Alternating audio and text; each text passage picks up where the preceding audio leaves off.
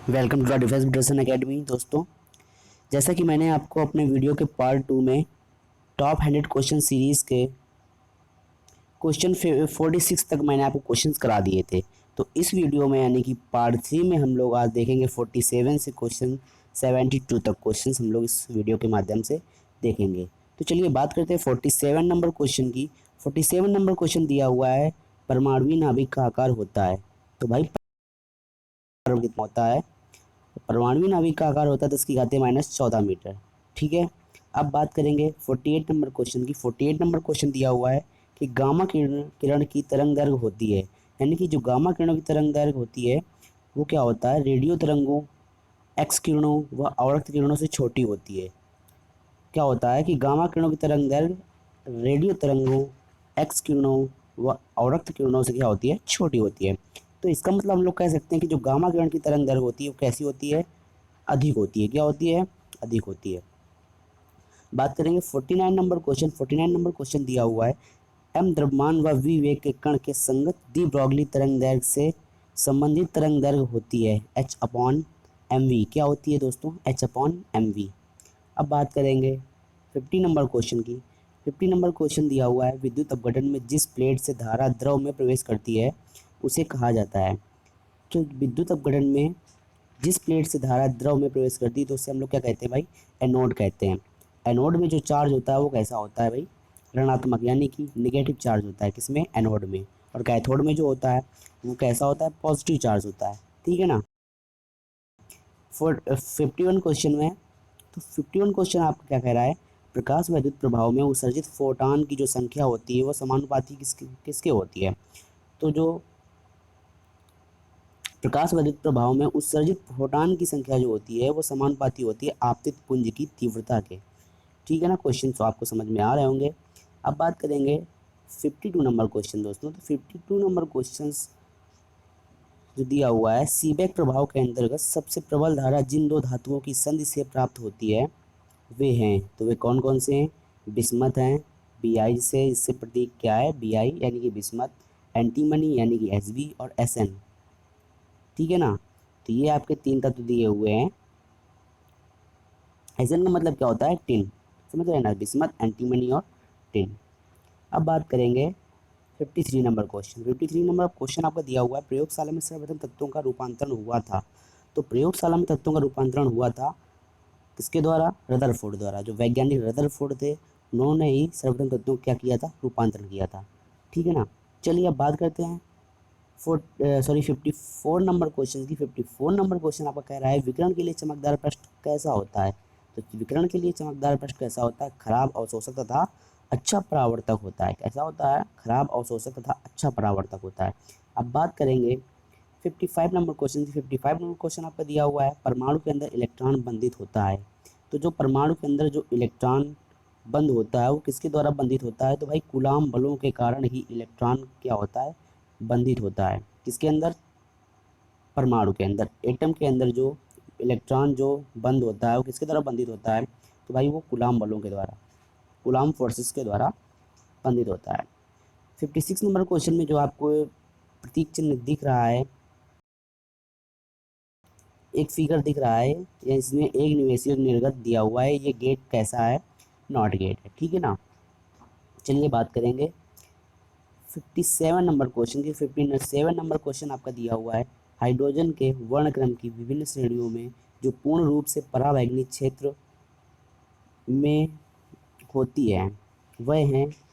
तो भाई मैंने आपको ऐसा वीडियो प्रोवाइड किया है कि जिसमें आप हाइड्रोजन स्पेक्ट्रम से संबंधित क्वेश्चंस आसानी से, जिसमें श्रेणियां आप आसानी से लर्न कर सकते हैं ट्रिक के माध्यम से। तो मैंने आपको वहाँ पे ट्रिक बताई थी कि लाई बैगनी बीड़ी पिए। तो लाई बैगनी यानी कि लाइमन जो श्रेणी होती है वो कहाँ पाई जाती है? आपकी बैगनी यानी कि परा बैगनी क्षेत्र में पाई जाती है। तो अगर आपको सभी श्रेणियों की ट्रिक याद करनी है तो आप हमारे वीडियो के प्लेलिस्ट में जाकर हाइड्रोजन स्पेक्ट्रम से संबंधित क्वेश्चन के वीडियो में आप जा सकते हैं, वहाँ से आपको ट्रिक मिल जाएगी। ठीक है। चलिए बढ़ते हैं 58 नंबर क्वेश्चन। 58 नंबर क्वेश्चन आपका दिया हुआ है, हीरा व ग्रेफाइट है। भाई जो हीरा और ग्रेफाइट होते हैं ना, तो वो क्या होते हैं, कार्बन के अपर रूप होते हैं। तो हीरा ग्रेफाइट क्या है, कार्बन के अपर रूप। अब बात करेंगे श्रृंखला अपक्रिया संपादित होती है। तो श्रृंखला अपक्रिया जो होती है वो संपादित होती है कहाँ, मंद वेग और मंद वेग वाले न्यूट्रॉन से, ठीक है ना। चलिए अब बात करेंगे 60 नंबर क्वेश्चन, सूर्य की ऊर्जा कारण है। तो सूर्य की जो ऊर्जा का कारण होता है वो नाभिकीय संलयन। नाभिकीय संलयन में अगर बात करें, यानी कि सूर्य की ऊर्जा का कारण है, नाभिकीय संलयन के कारण ही सूर्य की ऊर्जा में प्राप्त होती है। अब अगर बात करें नाभिकीय संलयन की, तो जो नाभिकीय संलयन होता है उसमें कैसे हल्के नाभिक होते हैं जो उन्हें यूज़ किया जाता है। तो हल्के नाभिकों से नाभिकीय संलयन का निर्माण होता है, और जो नाभिकीय विखंडन होता है उसमें भारी नाभिक का निर्माण होता है, मतलब भारी नाभिक से ही नाभिकीय विखंडन का निर्माण होता है। अब बात की जाए 61 नंबर क्वेश्चन की, डायनामाइट का आविष्कार किया। तो भाई डायनामाइट के आविष्कारक कौन थे, अल्फ्रेड नोबेल। अल्फ्रेड नोबेल जिनके नाम से नोबेल पुरस्कार दिया जाता है, वो क्या थे, डायनामाइट के क्या थे, आविष्कारक थे। यानी कि डायनामाइट का आविष्कार किसने किया था, अल्फ्रेड नोबेल ने किया था। अब बात करेंगे भाई 62 नंबर क्वेश्चन, वह स्रोत जिसके द्वारा पृथक्कीकृत उत्सर्जन वर्णक्रम प्राप्त होता है, तो उसे क्या कहते हैं, पारे का वाष्प लैंप। किसे कहते हैं, वह स्रोत जिसके द्वारा पृथक्कीकृत उत्सर्जन वर्णक्रम प्राप्त होता है, तो उसे क्या कहते हैं, पारे का वाष्प लैंप। अब बात करेंगे 63 नंबर क्वेश्चन, 63 नाभिक अपक्रिया में भाग लेते हैं। तो भाई नाभिकीय अपक्रिया में भाग लेते हैं कौन, नाभिक। क्या भाग लेते हैं, नाभिक भाग लेते हैं। अब बात करेंगे 64 नंबर क्वेश्चन, 64 नंबर आपका क्वेश्चन दिया हुआ है, हाइड्रोजन परमाणु द्वारा बामर श्रेणी की रेखाएं उत्सर्जित होती हैं जब इलेक्ट्रॉन आता है। जब इलेक्ट्रॉन किस कक्षा से किस कक्षा में आता है भाई, तो उच्च कक्षा से द्वितीय कक्षा में जब इलेक्ट्रॉन आता है, तभी हाइड्रोजन परमाणु द्वारा बामर श्रेणी की रेखाएं क्या होती हैं, उत्सर्जित होती हैं, यानी कि निकलती हैं। अब बात करेंगे 65 नंबर क्वेश्चन। 65 नंबर क्वेश्चन आपका दिया हुआ है, औरक्त विकिरण, यानी कि सबसे अधिक तरंग दैर्घ्य होती है किनकी, औरक्त विकिरण की सबसे तरंग दैर्घ्य अधिक होती है। क्या होती है, अधिक होती है किनकी, औरक्त विकिरण की। अब बात करेंगे A and B is equal to R. तो इस बूलियन व्यंजक के द्वारा प्रदर्शित गेट कौन सा होता है, तो मैंने बताया था ए एंड बी अगर दिया हुआ है उसके ऊपर बार नहीं दिया हुआ है, तो गेट कौन सा होता है, एंड गेट। अगर इसके ऊपर बार दिया होता तो इसका मान मतलब ये कौन से गेट को प्रदर्शित करता, तो ये नैंड गेट को प्रदर्शित करता। ठीक है ना, आपको समझ में आ गया होगा। अब बात करेंगे 67 नंबर क्वेश्चन की। 67 नंबर क्वेश्चन आपका दिया हुआ है, इलेक्ट्रॉन का कोणीय संवेग, स्पिन कोणीय संवेग जो होता है, स्पिन का मतलब चक्रीय, चक्रण। तो जो चक्रीय कोणीय संवेग होता है वो क्या होता है, h/2 होता है। कितना होता है भाई, h/2 होता है। अब बात करेंगे 68 नंबर क्वेश्चन की, जो एन टाइप अर्धचालक होते हैं उसमें बहुसंख्यक आवेश वाहक क्या होते हैं। तो भाई मैंने आपको कल अपने यानी कि पार्ट 2 में जो ट्रिक बताई थी, आपको क्या याद रखना है, पी के ने, यानी कि पी मतलब जो पी टाइप अर्धचालक होते हैं उसमें ने यानी कि एन। तो जो पीके यानी कि जो पी टाइप अर्धचालक होते हैं उसमें अर्धचालकों में अब बहुसंख्यक आवेश वाहक क्या होते हैं, कोटर, यानी कि पी के, पी टाइप कोटर, ने यानी कि एन टाइप इलेक्ट्रॉन। तो आप ये ट्रिक आप याद रखना, क्या ट्रिक है, पी के ने, यानी कि पी टाइप जो होते हैं अर्धचालक उनमें कोटर यानी कि जो छिद्र होते हैं वो आवेश वाहक होते हैं, लेकिन जब एन टाइप की बात की जाए तो उसमें जो बहुसंख्यक आवेश वाहक होते हैं वो क्या होते हैं, इलेक्ट्रॉन होते हैं। तो आपको ट्रिक समझ में आ गई होगी, इसी ट्रिक के माध्यम से आप इसका डाउट क्लियर कर सकते हैं। चलिए बात की जाए 69 नंबर क्वेश्चन की। 69 नंबर क्वेश्चन आपका दिया हुआ है, विद्युत चुंबकीय वर्णक्रम का वह क्षेत्र जिसमें हाइड्रोजन परमाणु की लाइमन श्रेणी होती है। तो मैंने आपको अभी ये क्वेश्चन आपका रिपीट हुआ है, तो मैंने आपको क्या बताया था, ट्रिक आपको याद रखनी है, लाई बैगनी BDPA। तो लाई बैगनी का मतलब लाइमन, परा मतलब बैगनी का मतलब परा बैगनी। तो लाइमन श्रेणी जो पाई जाती है हाइड्रोजन परमाणु की, लाइमन श्रेणी होती है वो कहाँ पाई जाती है, परा बैगनी क्षेत्र में पाई जाती है। ठीक है ना, तो ये क्वेश्चन आपको आ रहा होगा। मैंने आपको बताया कि अगर आपको हाइड्रोजन स्पेक्ट्रम से संबंधित श्रेणियों की जो जिस क्षेत्र में पाई जाती है उसकी ट्रिक अगर आपको याद करनी हो, तो आप वीडियो की प्लेलिस्ट में जाके हाइड्रोजन स्पेक्ट्रम से संबंधित क्वेश्चन का वीडियो देख के उसमें आप अपना डाउट क्लियर कर सकते हैं। ठीक है ना। तो चलिए बढ़ते हैं हम लोग क्वेश्चन नंबर 70 से। 70 नंबर क्वेश्चन आपका दिया हुआ है, जो है आपका फिगर दिया हुआ है, ये गेट का बुलियन व्यंजक है।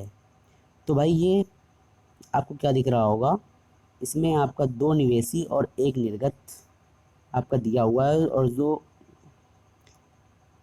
निर्गत की तरफ जो पॉइंट बना हुआ है वो आपका पीछे की तरफ बना हुआ है। अगर आगे की तरफ बना हुआ होता तो ये गेट कौन सा होता आपका, नॉर गेट नहीं, यानी कि ये गेट कौन सा था, और लेकिन ये जो गोला जो आपको दिख रहा है निर्गत की तरफ, वो कहाँ बना हुआ है, जस्ट पीछे बना हुआ है। तो ये गेट कौन सा होगा, नॉर गेट।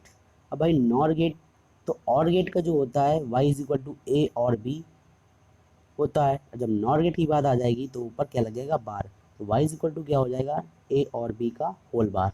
ठीक है ना। अब बात करेंगे 71 नंबर क्वेश्चन। मेमोरी शब्द संबंधित है, मेमोरी शब्द किससे संबंधित है, तो स्टोरेज से संबंधित है। किससे, स्टोरेज से। अब बात करेंगे 72 नंबर क्वेश्चन की। 72 नंबर क्वेश्चन आपका दिया हुआ है, हाइड्रोजन परमाणु के लिए बोहर के सिद्धांत के अनुसार प्रथम कक्षा का व्यास है लगभग 1 एंगस्ट्रॉम। कितना होता है, 1 एंगस्ट्रॉम होता है। किसका, हाइड्रोजन परमाणु के लिए बोहर के सिद्धांत के अनुसार प्रथम कक्षा का जो व्यास होता है, जो डायामीटर होता है, कितना होता है, 1 एंगस्ट्रॉम होता है। कितना होता है, 1 एंगस्ट्रॉम। चलिए अब बात करेंगे हम लोग आगे 73 नंबर क्वेश्चन की। तो 73 नंबर आपका क्वेश्चन दिया हुआ है कि कंप्यूटर के इंटीग्रेटेड चिप्स बने होते हैं। तो कंप्यूटर के इंटीग्रेटेड चिप्स किसके बने होते हैं, सिलिकॉन के बने होते हैं। नंबर 74 नंबर क्वेश्चन है, हाइड्रोजन का आयन विभव होता है। तो हाइड्रोजन का आयन विभव कितना होता है, 13.6 वोल्ट। कितना होता है, 13.6 वोल्ट। अब बात करेंगे 75 नंबर क्वेश्चन की। 75 नंबर क्वेश्चन आपका दिया हुआ है, पराबैंगनी स्पेक्ट्रम उत्पन्न करता है। तो पराबैंगनी स्पेक्ट्रम उत्पन्न करता है प्रतिदीप्ति व स्पर्शदीप्ति दोनों। ठीक है, आपको क्वेश्चन आ रहे होंगे। क्वेश्चन आपके इंडियन एयरफोर्स एग्जाम्स के लिए बेहद इंपॉर्टेंट है। मॉडर्न फिजिक्स के क्वेश्चंस हैं, ये वो क्वेश्चंस हैं जो आपके प्रीवियस ईयर एग्ज़ाम्स में, और मतलब एयरफोर्स के अगर पिछले 10 सालों के मॉडर्न फिजिक्स के क्वेश्चंस की बात की जाए तो ये क्वेश्चन आपके आए हुए हैं। चलिए, एक्सक्यूज मी। हाँ, तो जो 76 नंबर क्वेश्चन आपको क्या लिखा हुआ है, वैद्युत चुंबकीय क्षेत्र के प्रभाव में रेखा के ग्रुपों में विभाजित होने को क्या कहा जाता है। तो इसको क्या कहते हैं, जीवन प्रभाव। क्या कहते हैं, जीवन प्रभाव। प्लांक स्थिरांक की विमा है, क्योंकि प्लांक स्थिरांक का जो मात्रक होता है वो क्या होता है, क्या होता है, जूल सेकेंड। तो जूल की जो विमा होती है वो क्या होता है, जूल की विमा होती है ml/t-2 सेकेंड की टी। तो टी यानी कि t-2 में टी का जब मल्टीप्लाई हो जाएगा तो एक टी क्या हो जाएगा, कम हो जाएगा। तो विमा कितनी बचेगी, ml/t-1। कैसे याद रखेंगे, प्लांक स्थिरांक की विमा को, प्लांक स्थिरांक का मात्रक क्या होता है, जूल सेकेंड। जूल यानी कि कार्य का मात्रक, उसकी विमा कितनी होती है, ml/t-2 इंटू मीटर, यानी कि सॉरी सेकेंड, सेकेंड की मतलब समय का जो विमी सूत्र में किसको डिनोट करते हैं, टी से। तो टी का मल्टीप्लाई टी की घाते -2 में होगा तो कितना बचेगा, माइनस का 1 टी बचेगा। तो ml/t-1। तो बात करेंगे 78 नंबर क्वेश्चन की। स्पेक्ट्रमी रेखाओं की प्राप्ति के लिए इलेक्ट्रॉन का स्थानांतरण होता है, तो होता है बाहरी कोश से आंतरिक कोश में, यानी कि बाहरी कोश से आंतरिक कोश में स्पेक्ट्रमी रेखाओं की प्राप्ति के लिए इलेक्ट्रॉन का क्या होता है, स्थानांतरण होता है। 79 नंबर क्वेश्चन आपका दिया हुआ है, द्रव तरंग सिद्धांत के प्रतिपादक थे। तो द्रव तरंग सिद्धांत के प्रतिपादक कौन थे, डी ब्रॉगली। 80 नंबर क्वेश्चन आपका दिया हुआ है, एच परमाणु के कक्षा में इलेक्ट्रॉन की ऊर्जा होती है, क्या होती है, ऋणात्मक होती है। कैसी होती है, ऋणात्मक। 81 नंबर क्वेश्चन आपका दिया हुआ है, प्रकाश वैद्युत प्रभाव की व्याख्या में है तरंग व कण दोनों, तरंग व कण दोनों। 82 नंबर क्वेश्चन आपका दिया हुआ है, प्रकाश वैद्युत प्रभाव के आविष्कारक थे। तो आइंस्टीन जो थे वो प्रकाश वैद्युत प्रभाव के क्या थे, इन्वेंटर थे, आविष्कारक थे। चलिए बात करते हैं 83 नंबर क्वेश्चन आपका दिया हुआ है, चक्रण क्वांटम संख्या की खोज की किसने, उलेन बैंक व गुडस्मिथ। उलेन बैंक व गुडस्मिथ ने क्या की, चक्रण क्वांटम संख्या यानी कि स्पिन क्वांटम नंबर की क्या की, इन्वेंशन की, खोज की। चलिए बात करेंगे 84 नंबर क्वेश्चन की। रेखीय उत्सर्जन वर्णक्रम के साथ संबंध होता है नियॉन मार्ग प्रकाश द्वारा। ठीक है ना। क्वेश्चन आपको आ रहे होंगे। 85 नंबर क्वेश्चन आपका दिया हुआ है, विद्युत चुम्बकीय तरंग दैर्घ्य की सैद्धांतिक पुष्टि की थी मैक्सवेल ने। सबसे पहले हर्ट्ज ने की थी, लेकिन विद्युत चुम्बकीय तरंगों की सैद्धांतिक पुष्टि अगर ऐसा क्वेश्चन आता है और आपका ऑप्शन में मैक्सवेल दिया होगा तो आप मैक्सवेल टिक करेंगे।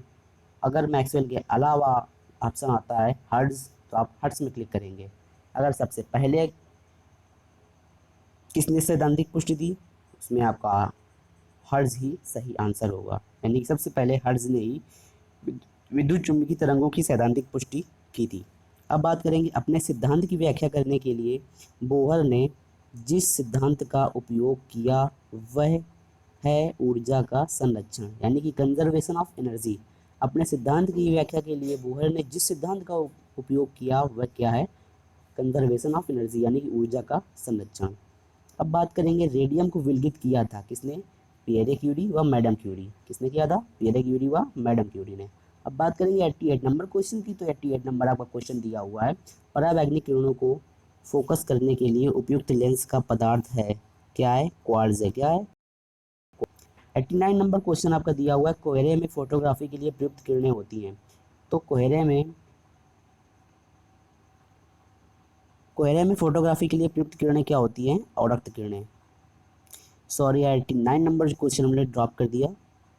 89 नंबर क्वेश्चन दिया हुआ है, रेडियोधर्मिता की प्रक्रिया के साथ संबंध होता है परमाणु के नाभिकों का निरंतर क्या होता है, विखंडन जो होता है उसी रेडियोधर्मिता की प्रक्रिया के साथ संबंध होता है, ठीक है ना। 91 नंबर क्वेश्चन की बात करेंगे। 91 नंबर क्वेश्चन आपका दिया हुआ है, नाभिकीय प्रक्रिया में संरक्षण होता है तो द्रव्यमान ऊर्जा एवं संवेग का क्या होता है, संरक्षण। नाभिकीय प्रक्रिया में जो संरक्षण होता है इसका होता है द्रव्यमान ऊर्जा एवं संवेग का। अब बात करेंगे 92 नंबर क्वेश्चन, तो 92 नंबर क्वेश्चन आपको हुआ तो टीवी के रिमोट स्विच में जिस विद्युतीय चुंबकीय तरंग का उपयोग होता है वह कौन सा होता है, अवरक्त, यानी कि जो लेजर किरणें होती हैं, जो लेजर वेव्स होती हैं, सॉरी जो लेजर किरणें होती हैं वो रिमोट में जो पाई जाती हैं उसमें कौन सा होता है, लेजर किरणें होती हैं, अवरक्त तरंगें। 93 नंबर क्वेश्चन आपका दिया हुआ है, गति अवस्था में विचलित नहीं किया जा सकता, तो न्यूट्रॉन को गति अवस्था में कभी भी विचलित नहीं किया जा सकता। 94 नंबर क्वेश्चन आपका दिया हुआ है, विद्युत चुम्बकीय वर्णक्रम का वह भाग जो खाना पकाने में उपयोग में आता है उसे क्या कहते हैं, माइक्रो तरंगें। देखते होंगे कई लोगों के घर में माइक्रो ओवन्स होंगे जिसमें खाना को पकाया जाता है, ओवन खाना को पकाया जाता है, चिकन्स वगैरह, तो उसमें कौन सी तरंगें यूज़ होती हैं, माइक्रो तरंगें, ठीक है ना। चलिए बात करेंगे 95 नंबर क्वेश्चन। 95 नंबर क्वेश्चन दिया हुआ है, सूक्ष्म तरंगें हैं, सूक्ष्म तरंगें यानी कि कहलाती हैं, तो वो तरंगें जो 10 की घाती -3 मीटर से 10 की घाती -2 मीटर के बीच की होती है वो तरंगें क्या होती हैं, सूक्ष्म तरंगें कहलाती हैं। ऐसी तरंगें जो 10 की घाती -3 मीटर से 10 की घाती -2 मीटर तक की होती हैं उन्हें क्या कहते हैं, सूक्ष्म तरंगें, यानी कि माइक्रोवेव्स। अब बात करेंगे 96 नंबर क्वेश्चन, विद्युत चुम्बकीय तरंग की उत्पत्ति का मूल कारण क्या है, तो भाई जो आवेश होता है, चार्ज होता है, वही जो उत्पत्ति का मूल कारण होता है किनकी, विद्युत चुम्बकीय तरंग की उत्पत्ति का।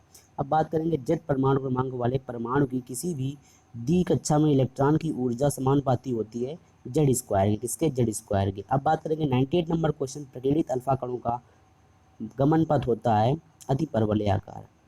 तो दोस्तों आज के थे ये इम्पॉर्टेंट क्वेश्चन, पार्ट 3 के आगे के मैं आपको प्रोवाइड करूँगा नेक्स्ट वीडियोज़ में। तो अगर आपको क्वेश्चन अच्छे लगे हों तो मेरे वीडियो को ज़रूर सब्सक्राइब करें, शेयर करें अपने दोस्तों में ज़्यादा से ज़्यादा और वीडियो को पूरा देखें। आगे मैं आपको इसी टाइप के और इससे भी अच्छे क्वेश्चंस आपको मैं प्रोवाइड करूंगा जो आपके लिए इंडियन एयरफोर्स के एग्ज़ाम्स के लिए बेहद बेनिफिशियल होंगे। तो दोस्तों जय हिंद, देखते रहें डिफेंस ब्रिटेशन के वीडियोज़।